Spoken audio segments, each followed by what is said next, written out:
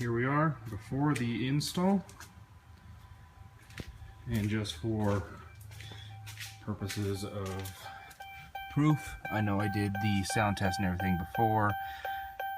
MPG's 18.8. That is without the Airaid intake. We're going to start here by disconnecting the negative battery terminal and removing the filter cover. Alright, now what I've done is I've loosened this connection. I've removed the screws that hold the lid on, and you just need to remove this breather tube connection. That comes off. And the air filter lid comes off as well.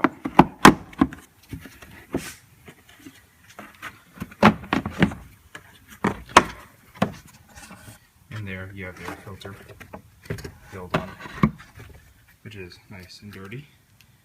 That goes away. Okay, next step is to remove your core support bolt using an 8mm wrench.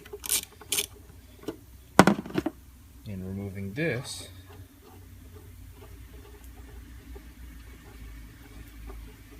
that removes the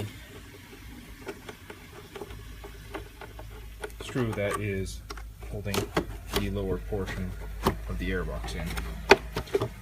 But I'm going to do this with two hands off camera because it's kind of hard one-handed. You just got to wiggle it out. Now the core support bolt was held in with this clip. That's what it threaded into. Instructions say to carefully remove this, which I did with a flathead screwdriver. They said set it aside, but they said it will not be used. So thusly set aside. Alright, next step, we're going to start building the airbox, but before we get to that, you guys are going to wonder what part number I have. I have the 351210. Basically, that is the Airaid intake system that has the dry filter, and then the connector hoses are this flexible material that will reuse this factory piping right here. There is another Airaid kit that replaces this whole piping kit with a solid plastic tube, basically replacing this accordion piece right here. That kit cost about $100 more, and according to Airaid's dynos, their very own dynos, this system should give a 12 horsepower increase and 11 foot-pounds of torque.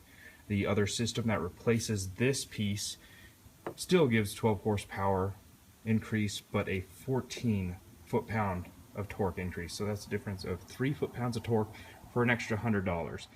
You tell me if that's worth it or not.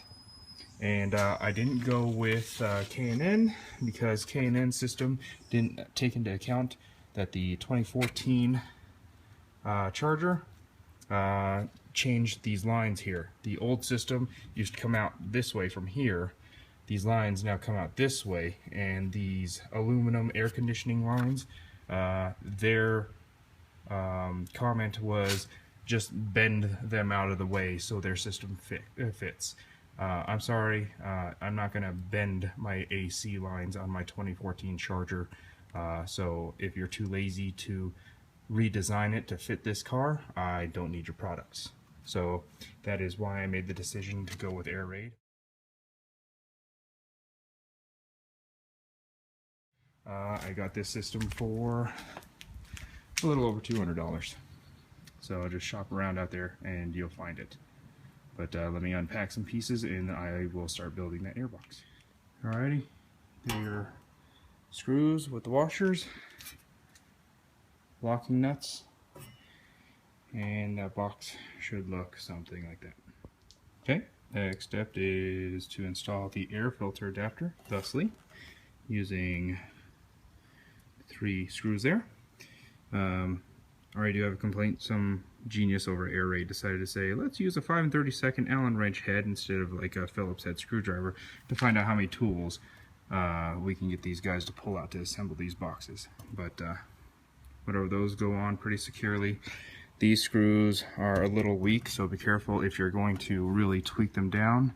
You can actually strip those, so don't tweak those down too tight. Okay, the next step is to install that edging across this straight edge and then across the curved edge. And essentially that edging is up and you just push it down and it stays down like so. Well, it says that we need to put a well nut in there. Directions don't really specify, but sure. That looks like something that needs to be in there. And that's how that goes in. And they say this will be secured later on in a later step. We also need to remove this 6mm fender nut. Just on a side note, directions call this a 6mm. It is actually a 10mm. I don't know if it's a difference because this is a 2014 and this was originally designed for the 2011 is the first model. Yeah, there are slight differences. Like I was saying before, this breather tube right here and the directions, it actually comes out from down here. This one comes out from up here. We'll see if that changes anything. But now the next step is to take the box that we built and put it in there. This bolt that we just removed, we need to hang on to it because we need to use it to secure the box. Just note when you're installing this, make sure you line up all your screw holes. This piece is supposed to be underneath that lip, and then make sure you watch out for your ABS lines down there. It needs to not be on top of those. Make sure it goes in and gives you a good seal right through there. Okay? We'll tighten all this stuff down and I'll pick up on the next step. There, that is secured. That is secured. And then that one's secured. So that rubber grommet we put in there, as you tighten this down, it pulls the nut on the inside, which expands the grommet and secures it down in that hole. So that is really in there. It's not going anywhere. Alright, this one was kind of a silly step. So looking down in here, you can see this ABS line. I had to clip a little plastic tab on here that had a two-face tape side, and they wanted me to clip it on this and to slide it over here onto the side right there. You can kind of see the gray piece right there, and they said, let's see if I can get the camera down in there. They said stick that to the side of the shield here, and it prevents the ABS line from rubbing. If it actually does it, great. If it doesn't, I don't think it was going to rub anyway. So this kit does work for the V6, the Hemi 5.7 liter V8, and also the SRT 6.4 liter models. So depending on which one you have, they'll ask you to find certain model numbers. Like this is for the Pentastar V6, and this one is for the Hemi V8. And then it's just simple, roughly, let's use simple for lack of better words. They say use the larger grommet. Okay, that one looks larger. And then they say use the larger tube. Well, that's an elbow, that's small, and those two look about the same. So I'll just pick one of those and we'll see how it works. And then we're supposed to assemble it through there. Alrighty, so put the grommet in there, put that fitting that they wanted. There was this 2.5-inch piece of pipe. Put it on there, and then you put the other fitting on the end of it like so. So that is the finished piece that we were supposed to build in that step. Alrighty, the step is you take these bands, put them on the hump hose, okay, and then you just put it onto the end of this air filter adapter that we screwed on before. Loosen this one so it stretches over just fine. Don't fight it because you won't get it on, and just leave these loose for right now. So when you get it all lined up, proper installation, make sure this notch right here lines up with the factory intake notch. like so. Your tubes that you assembled on the side of your intake adapter, and then the factory crankcase breather tube going right there. Alright, muscling that, and that's probably about as good as I can get it, but it's not going anywhere. And then you just tighten these all down so they don't move. And that's the step we're on right now. Last step before installing the air filter is installing this weather strip, okay?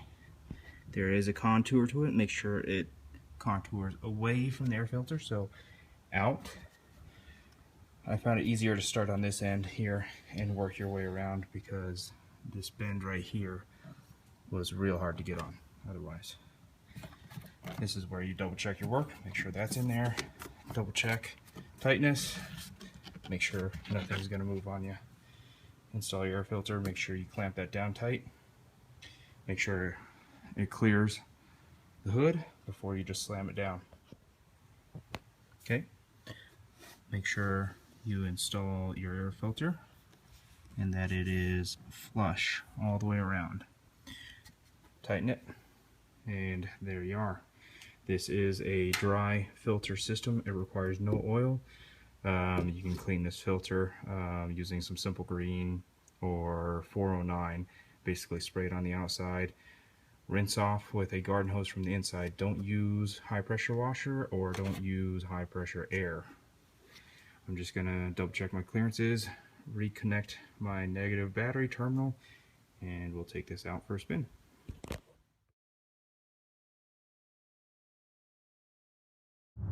Okay, factory intake, I get about 19, give or take, depending on how I'm driving the car.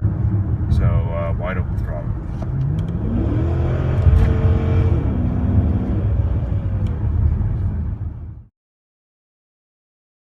Alrighty, here we go.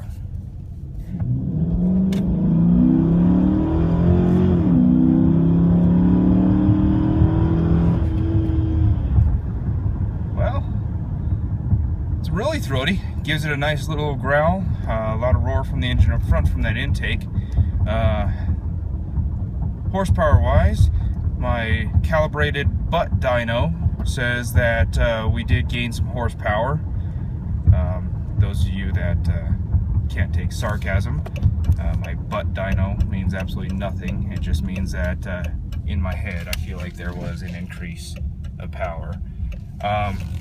Anyways, supposed increase horsepower and torque, 12 horsepower, 11 foot-pounds of torque, throttle response, and there you go. You can see I dropped down to 18.6 miles per gallon, but I'll do another fill up of fuel here, and we'll just do some testing and see if we get anything out of the fuel economy. But thanks again for joining me on another episode here, playing around with the charger. Again, this is the Airaid intake system for the charger, the kit. Give you the model number earlier, sorry I don't know it offhand right here, but the kit does work for the V6 and the V8 models and the SRT8 models. It comes with all of it.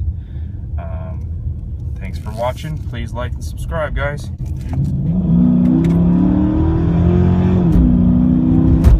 Alright, about 3/4 of a tank in, 5/8 of a tank or so, but there it is. Proof and application, 20.7 miles per gallon. I'm not messing with you guys. I did increase 1 to 2 miles per gallon just by putting in this intake. And seriously, here, I'll floor it. If I just reset this, if I floor it, it's gonna change on you, okay? You might see it drop back down to 20.7, but here goes. Ready? There you go. So it really did increase miles per gallon. Good deal.